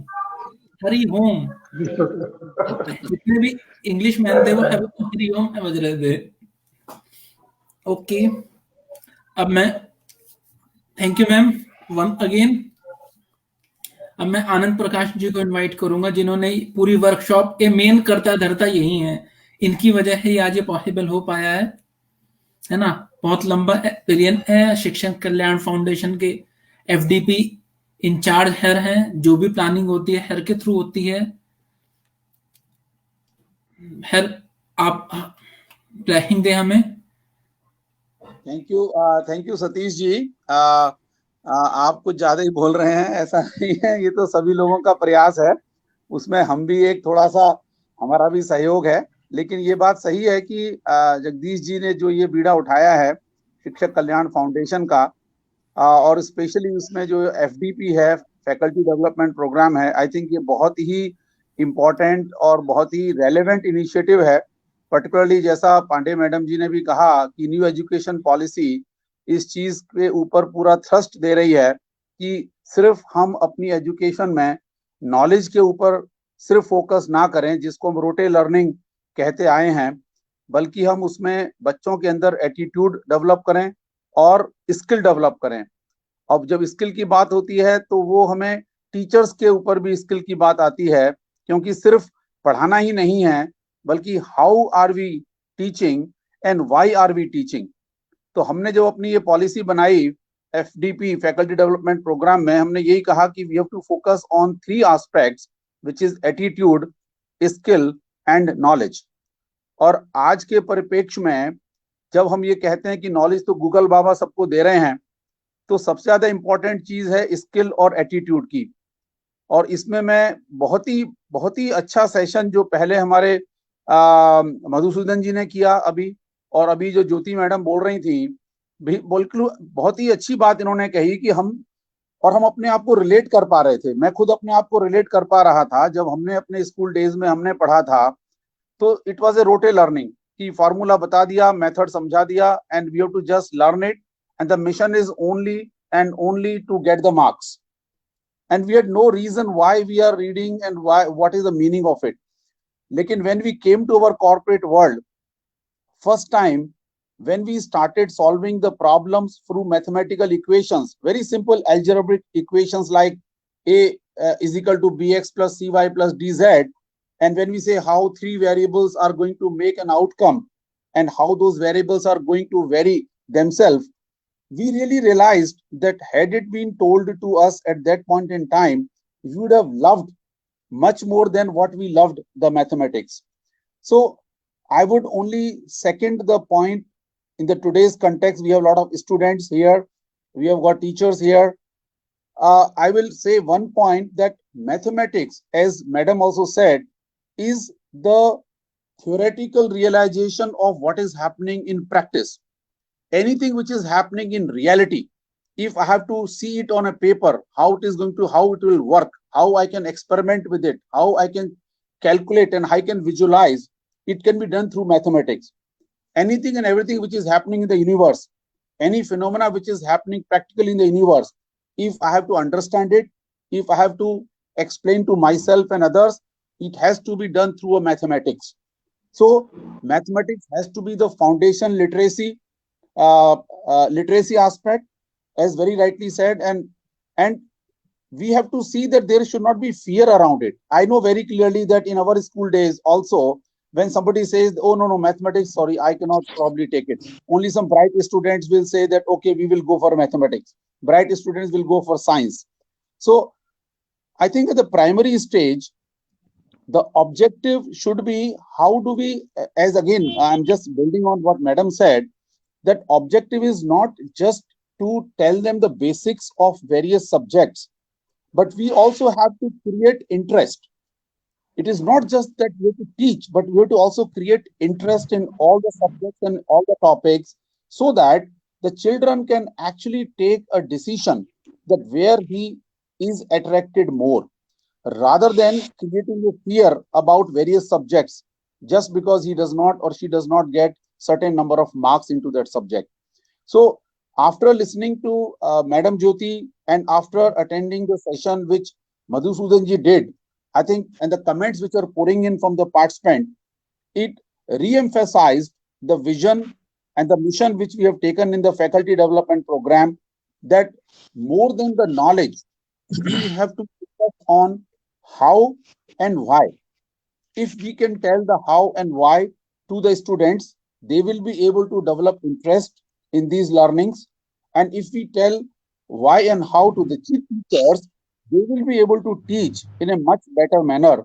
And then we will achieve that this learning process, the teaching learning process, is going to be more effective, going to be more efficient, and will be enjoyable to both the students as well as the teacher. So I think today's session is certainly in line with our vision and mission of FDP, and fantastic work being done by Rajiv ji. Actually, in fact, Rajiv ji is the main, I would say, the anchor behind today's program, and this falls into our competency building part, because we will develop on skills, we develop on knowledge, we'll develop on attitude. So today, I think we have done a fantastic job on that. With this, I will hand over back to you. Thank you very much. Thank you, sir. Jagdish ji, sir, हाँ, बहुत बहुत शुक्रिया आनंद प्रकाश जी। सबसे पहले मैं आज के programme के लिए जो हमारे गेस्ट स्पीकर हैं डॉक्टर मधुसूदन गर्ग जी और आदरणीय ज्योति पांडे जी, प्रिंसिपल केंद्रीय विद्यालय, हमारी छोटी बहन, और यहाँ पर उपस्थित हमारे बड़े भाई आनंद प्रकाश जी, हमारे मनीष शर्मा जी, सतीश जी, सभी को जो है मैं बहुत बहुत धन्यवाद देना चाहूंगा कि आज के प्रोग्राम को सफल बनाने में आपने जो उपस्थिति यहाँ दर्ज कराई।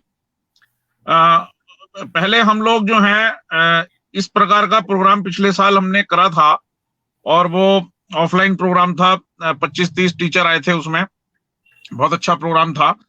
और ये दोबारा प्रयास जो है फिर से शुरू हुआ है राजीव जी के नेतृत्व में मैथमेटिक्स में। तो अभी जो है हमारे पास और भी जो है इस प्रकार के लोग आ रहे हैं जो चाहते हैं कि वे जो है कुछ कंट्रीब्यूट करें, उनको भी हम लाने का प्रयास कर रहे हैं।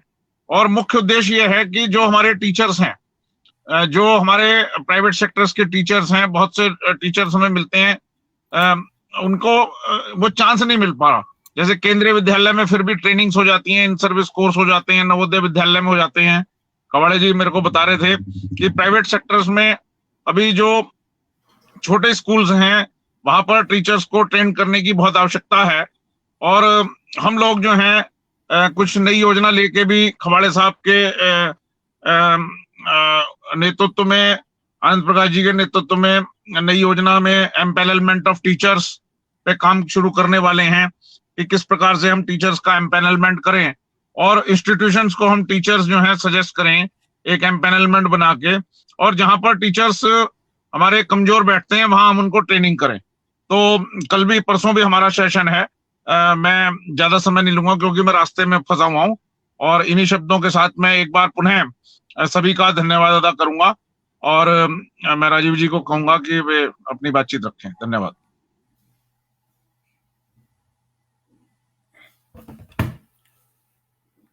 नमस्ते, थैंक यू सर। एफडीपी में अगर आप हमें मौका दें तो हम अगली जो वो करेंगे वर्कशॉप वैदिक मैथ पे ही करना चाह रहे हैं। बिल्कुल, वैदिक मैथ को हमें कवर करना है और हम डिस्कस हमें करेंगे मैडम साथ में कि जैसा मैडम जी ने भी कहा कि जितना भी अभी वैदिक मैथमेटिक्स यूज हो रहा है वो कहीं पर इसको फास्ट मैथमेटिक्स के नाम से, कहीं पर इसको क्विक मैथमेटिक्स के नाम से, एग्जाम्स वगैरह भी इसके बारे में बताया जा रहा है। लेकिन जो वैदिक मैथमेटिक्स कॉम्प्रहेंसिव बात है, और जो एक बहुत अच्छी बात है मैडम जी ने कही कि भाई जो एल्गोरिदम्स की बात उन्होंने कही, आने वाला समय हम जो मशीन लर्निंग, आर्टिफिशियल इंटेलिजेंस और जो ये नई नई टेक्नोलॉजीज की बात कर रहे हैं वहां पर एल्गोरिदम्स का ही फोकस है। तो हम इसको वैदिक मैथमेटिक्स को एल्गोरिदम के फोकस करके भी एक सेशन प्लान कर सकते हैं। आप बिल्कुल सही कह रहे हैं और ये बहुत ही जरूरत की चीज है। Thank you sir. मैं मनीष सर का भी थैंक यू बोलूंगा। मनीष सर ने हमारे को बहुत पीछे सपोर्ट किया है पूरे प्रोग्राम के लिए, क्या है कब क्या करना है। थैंक यू मनीष सर, 2 शब्द आप। Thank you Rajeev sir, thank you Anand sir, मुझे भी इस प्रोग्राम में अपॉर्चुनिटी देने के लिए। और मैं कोशिश करूंगा अपनी तरफ से कि मैथ्स के फील्ड में जितना मेरा छोटा सा अनुभव है उसको साझा करूं टीचर्स के साथ, स्टूडेंट के साथ, कि जितना लाभ अगर वो ले सकते हैं इससे ले। आज का सेशन वाकई बहुत अच्छे रहे।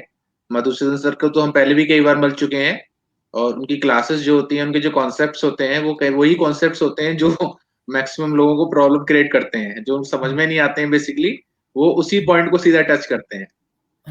बड़ा मेरा फेवरेट टॉपिक भी मेरा परम्यूटेशन कॉम्बिनेशन बहुत रहा है, क्योंकि ऐसा टॉपिक है कि जिसे आप फील कर सकते हैं।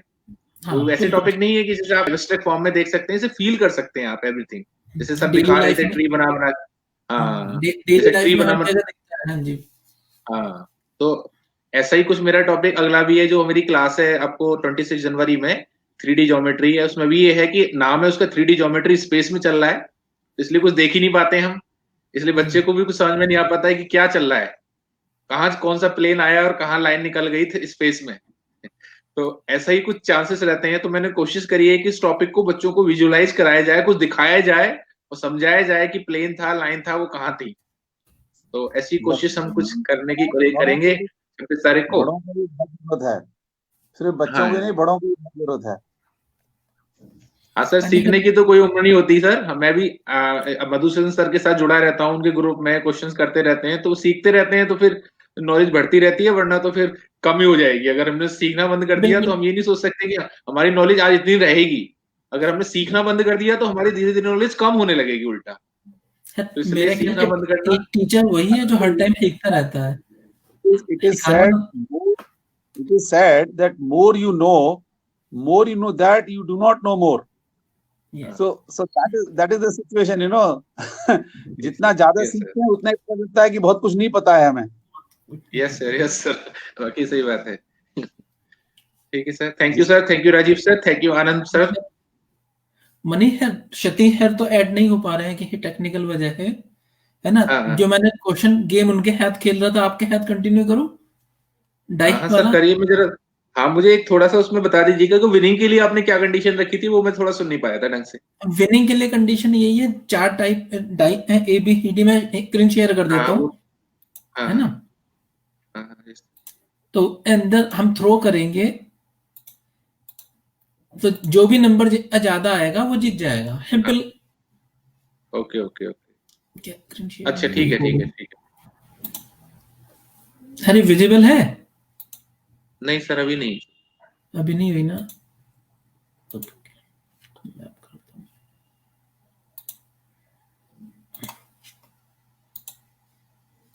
तो शेयर स्क्रीन करेंगे तो एप्लीकेशन विंडो पे जाना पड़ेगा, उस पर उससे सेलेक्ट करना पड़ेगा आपको। नीचे है, ये आ रही है अब? नहीं सर अभी नहीं आई। तो हाँ, अब आ नीचे रहा है, होनी कुछ आ रहा है। नहीं नहीं चाहिए। नहीं हाँ, नहीं यार। मैं कहते सतीश सर आ रहे थे। अच्छा ये इधर आ रहा है, आ गया है, ठीक है। या यस यस सर,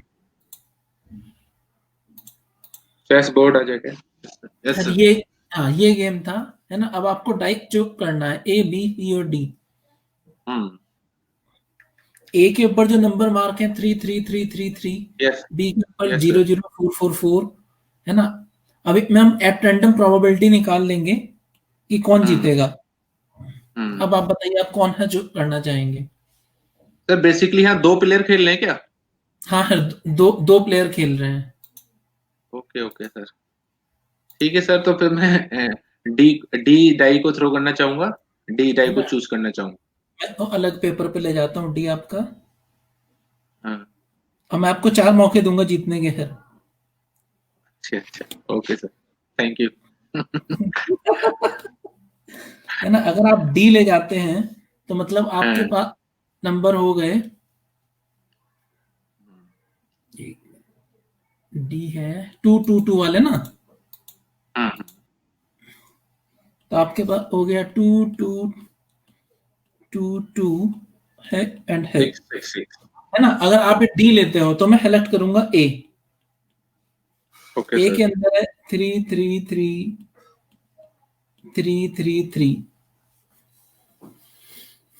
अब आप कब जीतोगे, मैं कब जीतूंगा? व्हेन आई विल थ्रो 2, है ना। आप तो जीत ही आपकी जाएंगे। विनिंग कंडीशन केवल 2 है, 2 केसेस है।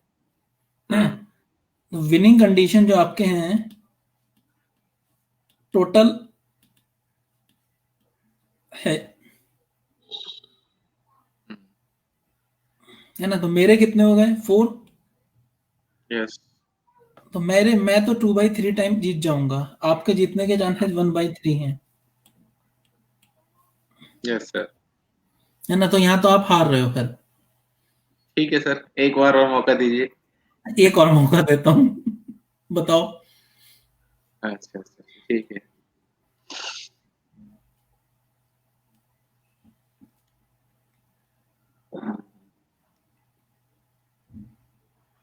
नंबर का सिलेक्शन आपने बड़े अच्छे से किया है सर। क्योंकि मैं चूज करना ही नहीं चाह रहा हूँ, क्योंकि हार निश्चित है। हार निश्चित है ना। चलो मैं वैसे ही कर देता हूँ। अब अगर हम यहाँ पर, आपने डी किया ना, हाँ, अगर हम ए करेंगे तो 3333 आप ये जो कर सकते हो। एक पर्टिकुलर केस में मैं बी को ऑप्ट करूंगा। दैट इज 0 0 4 0 4 4 4 4 4 आएंगे तो मैं जीत जाऊंगा, यस 0 आएंगे तो आप जीतोगे, है ना। तो अगेन आपकी जो विनिंग प्रोबेबिलिटी हो गई 1/3। सर। इसमें ये भी रहा है कि मुझे लग रहा है प्रोबेबिलिटी भी सेम ही रहेगी हर बार जितने हारने हाँ बिल्कुल ठीक पहुंच गए हो आप। आपकी विनिंग प्रोबेबिलिटी 1/3 और मेरी हो जाएगी यहाँ भी 2/3, 2/3 है ना। और अगर आप बी को ऑप्ट कर लोगे 0 0 4 4 4 4 तब मैं ही ऑप्ट करूंगा, और दैट इज 1 1 1 5 5 5। तो इन 5 में तो मैं जीत ही गया, यस सर। है ना। और इन हाँ। 1 में तब जीतूंगा जब आपका 0 होगा। Yes sir. तो अब एक पर्टिकुलर केस में यहाँ तो कुछ ज्यादा प्रोबेबिलिटी हो गई आपके पास है इसका मतलब। नहीं है, देखो अगर आपके 2 के हैं आउट ऑफ है ना, तो मेरे इन हमें तब आपके 0 हो गए तो मैं गारंटीड जीत गया। हाँ। और अगर आपके मतलब इन 2 है पे जो है 2 है फॉर 0 तब मैं गारंटीड जीतूंगा +1 के 2 बनेगा इफ यू ऑप्ट 4। इसमें 1/6 ही रह गई हमारी। नहीं है 1 आपके 4 आ गए तो ये हो गया 4/6 इनटू, अब मेरी कंडीशन है 5 की। हाँ 3/6 आपके पास एक ही 1 बचा ना। है, मैं विनिंग ले रहा हूँ ना, अपनी विनिंग तो 5 हो गए 3। ओके। अगर ये आपके 4 हो गए हाँ एंड दिस इज माय 5, तो अब आपका हो गया 2/6 प्लस 12/30 या अभी 12/30 कर लें तो अगेन 24/30 दैट इज अगेन 2/3 और आपकी 1/3। आप अगर ही ऑप्ट करोगे 1 1 1 5 5 5 यस सर। तब मैं डी ऑप्ट करूंगा फिर 4 टाइम 2 था, 1 आएगा मैं गारंटीड जीत जाऊंगा। और अगर आप 5 ऑप्ट करते हो तो सर अगर मैं बी अच्छा वही वाली बात है, मतलब आप भी तो इंडिपेंडेंट है ना चूज करने के लिए। हाँ मैं भी इंडिपेंडेंट हूँ। वरना मैं कहूँ कि आप ये चूज करो तो फिर नहीं फिर तो गड़बड़ हो जाएगी। पहले कौन कर रहा है, right? Who is choosing second in the advantageous position, right? Yes sir. तो ये एक सर टाइप यहाँ पर हाँ यहाँ पर इन्होंने सर ने क्या किया है कि आपके पास हर सेट के पास एक दूसरे डाई में एक ऐसे नंबर्स हैं जो 4 नंबर्स उससे ज्यादा हैं हर सेट के पास। चाहे आप कोई भी डाई चूज करो उसके पास जो 6 नंबर हैं, तो एटलीस्ट 1 डाई हमारे पास ऐसी है रेस 3 में कि जिनके पास 4 नंबर्स तो उससे ग्रेटर है ही है हर डाई में। हाँ ये तो बहुत अगर आप बढ़िया कोई भी यूज लॉजिक कर रहे है। हैं हाँ, तो अगला में ज्यादा जीत रहा है। हाँ। केवल ये कॉम्बिनेशन भी हो गया और मैं प्रोबेबिलिटी भी हो गई। एक टाइप के अगर गेम हम करें तो बहुत इफेक्टिव रहेंगे बच्चों के लिए। यस है ना। और अब देखें कल ऑफ है तो मैं एक और प्रॉब्लम छोड़ रहा हूं। मेरे पास कुछ हैं, आपकी मर्जी, आप जितने चाहो ले लो, है ना। मैं 5 पे क्वेश्चन बना रहा हूँ। 5 बॉक्सेज हैं, उनके अंदर एक बिल्ली है, ठीक। आपको एक बॉक्स खोलना है, बिल्ली को पकड़ना है। आपने एक बॉक्स खोला, बिल्ली को देखा, बिल्ली है तो ठीक, नहीं है तो कोई बात नहीं, आप दूसरा ट्राई करोगे। लेकिन कंडीशन क्या है, जब आपने एक बॉक्स चेक किया तो बिल्ली अपने एडजेसेंट वाले बॉक्स में चली जाएगी, लेफ्ट और राइट। जैसे ही खोला जैसे मत खोला, देखा आपने, अगर पकड़ ली बिल्ली तो ठीक है, अदरवाइज अब आप दोबारा जब अटेम्प्ट कर रहे हो तो बिल्ली के पास भी चॉइस है कि वो अपने प्ले चेंज कर ले। ओके तो बिल्ली भी कोई मैथमेटिशियन है क्या? बिल्ली ट्रेन्ड बाय राजीव जी। हाँ जी सर, बिल्ली is trained by Rajeev ji. Thank you sir. है ना। तो अब ये है कि अगर हमारे पास 5 बॉक्सेज हैं तो गारंटेड हम बिल्ली को कितने अटेम्प्ट में पकड़ लेंगे। अच्छा अच्छा है क्वेश्चन ना। है ये सर। ये विवक के लिए भी क्वेश्चन है, जो देख रहे हैं लाइव यूट्यूब और फेसबुक पे, और शदीद खैर के लिए भी है।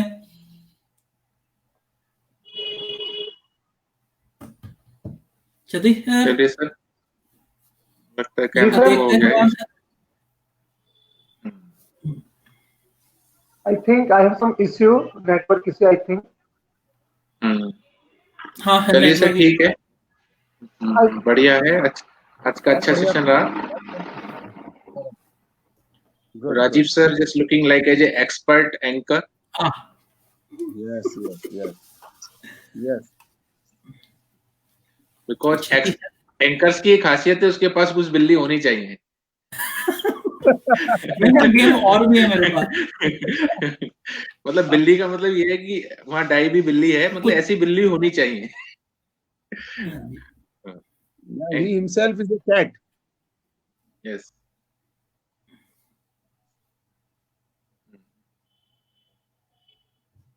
हर ठीक है सर। आप, ठीक है, हम परसों का थोड़ा ब्रीफ कर दें लोग, है ना। 26 तारीख को हम 5 बजे शुरू करेंगे। पहला सेशन हमारा होगा लिमिट पर बाय डॉक्टर मधुसूदन गर्ग। उसके बाद